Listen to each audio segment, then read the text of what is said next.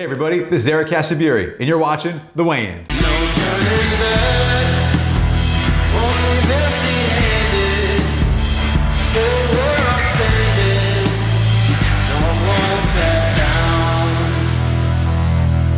In this episode, I weigh in on work-life balance, fasted versus unfasted cardio, and drive awareness to your business. Jason from Pomona, California asks, I'm starting my own business, but it's taking up all my time outside of my day job that I barely have time for friends and family. What advice would you give to someone like me in terms of work-life balance? Thanks, Jason. That's a great question.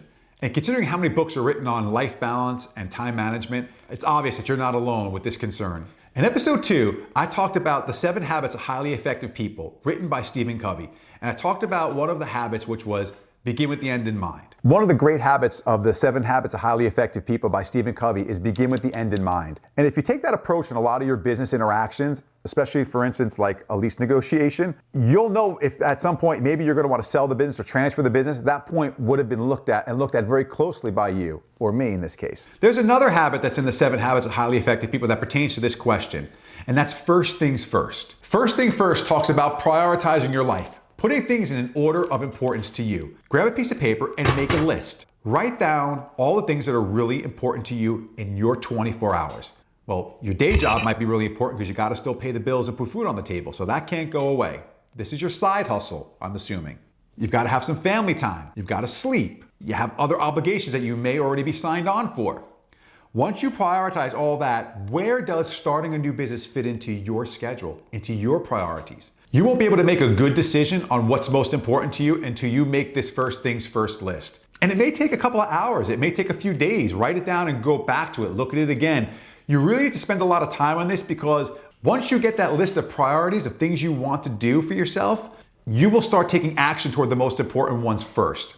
And that's something you have to understand. Make the list, figure out what's most important, and then the things that are at the top of that list, put all your energy and your action behind. That's what's going to help you get work-life balance. If you take those simple steps, I assure you, you'll figure out your work-life balance. Tyler from Philadelphia, Pennsylvania asks, I've seen you practice fasted cardio on the weekly game, but I've heard that fed cardio can be just as effective. Why do you choose fasted? Does it really have unique benefits? Thanks for the question, Tyler. For years, this has been such a highly debated topic in science and fitness. I've tried both methods over the many years I've been active in fitness, and I have found that fasted cardio is the best way for me to decrease my percent body fat. It doesn't mean I won't do a cardio unfasted. There's times in the afternoon where I'll do a second cardio because I've eaten. Fasted cardio allows me to stay in a lower heart rate zone when I'm doing the training, whether it's walking the dog or I'm on a treadmill. And while I'm doing that lower heart rate zone, the energy source is fatty acids. So I'm burning more fat while I'm doing that activity. Your body might respond better to unfasted cardio. The only way to know is to test both methods out, but give each test a good period of time, whether it's 4 weeks or 8 weeks or 12 weeks. Pay attention to what you're doing, keep notes on it. You know, what gets measured gets done. Pay attention to what the numbers are saying. So my recommendation is see what works best for you and keep me posted. Lauren from Long Island, New York asks, I run a deli in my neighborhood and I'm looking to get more awareness outside of the immediate area. What's your advice on spreading awareness beyond my town? Thanks for the question, Lauren.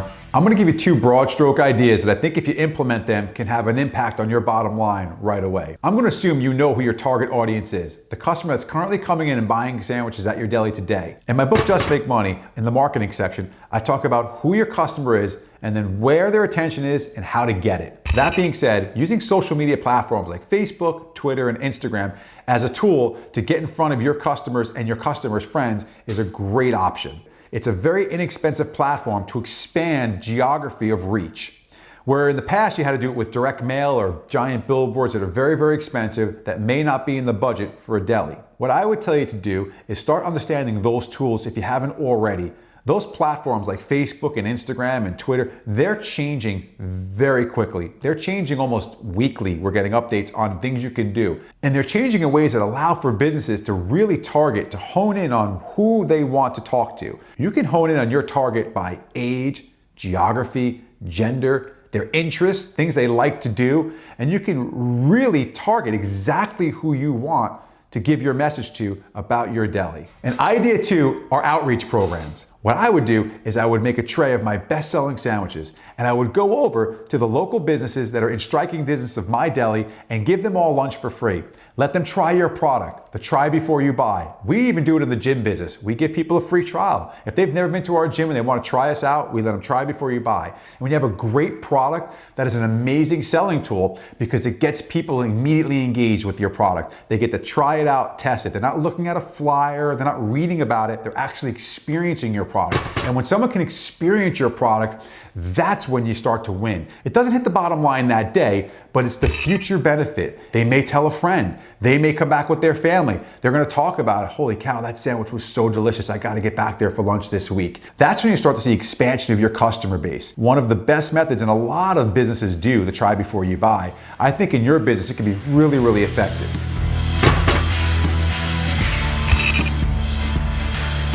Hey guys, what I want to talk about today is constant learning. It's something that I'm fascinated with. You may have heard me talk about it in one of the episodes on the Weekly Gain. I say it to my children, get smarter today than you were yesterday. And it's something that I preach because it's something that I do. I truly believe that every single day, you should try to learn something. You should consume some kind of content, whether it's watching something like this video, the Weigh-In or the Weekly Gain, or whether it's reading a book or listening to a podcast, or just grabbing a magazine that may have an article in there that's gonna help you become a better you. I think it's so vastly overlooked that after people get done with school, whether it's high school or college, most people think the learning is done. A concept that Anthony Robbins talked about in one of his books was the acronym CANI, C-A-N-I, constant never-ending improvement. That's something that really resonated with me, and it does till this day. Every day I do something to improve myself. And I'm not just talking about the physical exercise I do to improve my body. I'm talking about things I do to improve my mind, to improve my intelligence. I read different books, I listen to podcasts, TED Talks, I'll grab a magazine if there's an article of interest that might help me in business. I spend times in places like Barnes & Noble. I think if you take the time to add one piece of information to your knowledge base per day, the cumulative effect will be so tremendous on your life and as well as in your career that you will be so thankful that you took advantage and wish you had started years ago. There is so much profound truth in the statement, knowledge is power. Make yourself more powerful and start today. Hey everyone, you have a question for me? Maybe I'll answer it on my show, The Weigh-In. Submit your questions in the comments below or use the hashtag The Weigh-In. Don't be a stranger, hit subscribe below. Send me your questions and your comments or find me anywhere on social at Eric Casaburi.